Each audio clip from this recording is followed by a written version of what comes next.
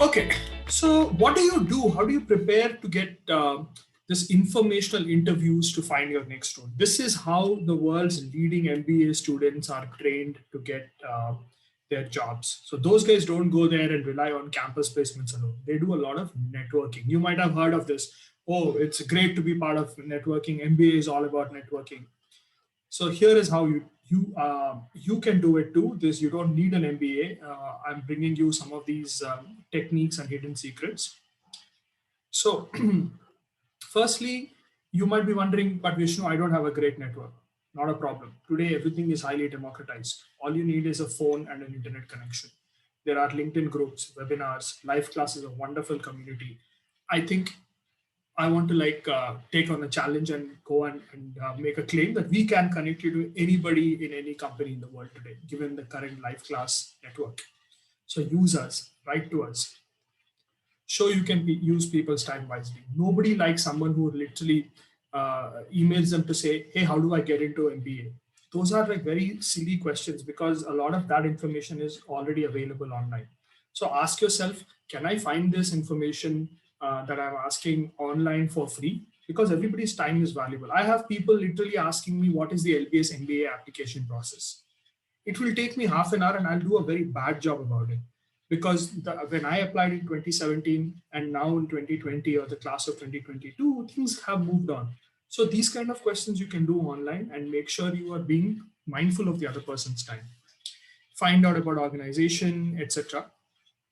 The other thing I will say is never ever apologize for your lack of experience or your background. Everyone's story is unique and you have a unique point of view. So you don't even have to mention it or say, oh, sorry, I'm not as great as you, all of that. Nothing.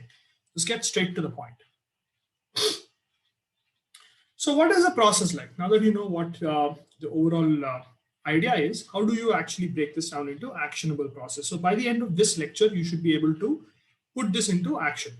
So, number one, why are informational interviews important? These are called informational interviews. Other fancy names for this are coffee chats. You might have heard of these.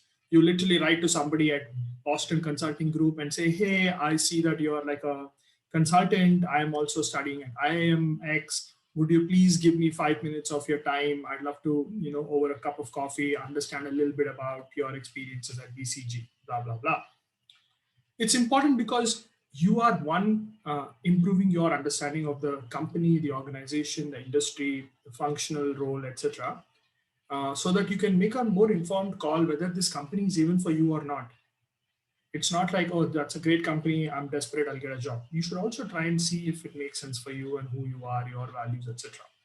Number two, it also is important because when you apply, they'll remember that, oh, Vishnu actually wrote me an email. He bothered to network with me. I remember that guy from the coffee chat.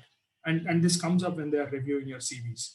So you want to be increasing your odds of standing out from all of those 100 plus applications. In fact, in India, you probably get like 500 or 1,000 plus applications for serious roles. So I will show you how to reach out, how to prepare for these conversations, what to talk about if somebody gives you the opportunity to talk to them, and how to follow up.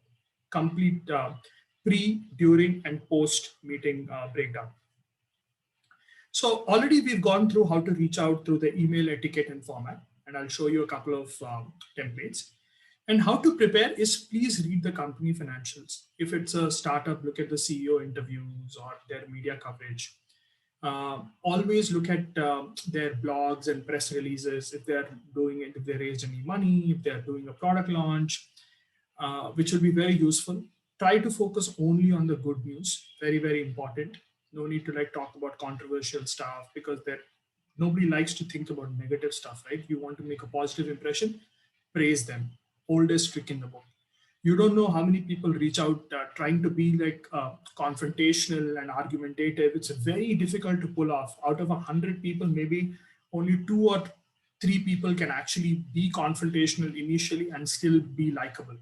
Difficult skill. So don't go there. Try and talk about the positive stuff. Want to talk about industry trends. What's happening in this industry? How do you see the future of online education? How do you see the future of education in India through the national education policy? How do you see future of online events in India or elsewhere in the world? their insights. What do they think will be the future of this industry? What will management consulting look like in 10 years from now? And you can ask them about the company culture. All these are valid questions. Is it like a collaborative culture, non-hierarchical? Are there buddies that you can shadow for a couple of days and move and understand? Do they have like a mentorship program in the company? So many questions. Do some basic Google research around company culture and you'll come up with a bunch of questions. Finally, how to follow up also. We'll be covering that.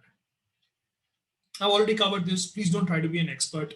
You're not an expert. You don't have to be. They've been working there for like 5 years. So you don't have to try and like impress them based on your like expertise of like half an hour internet search.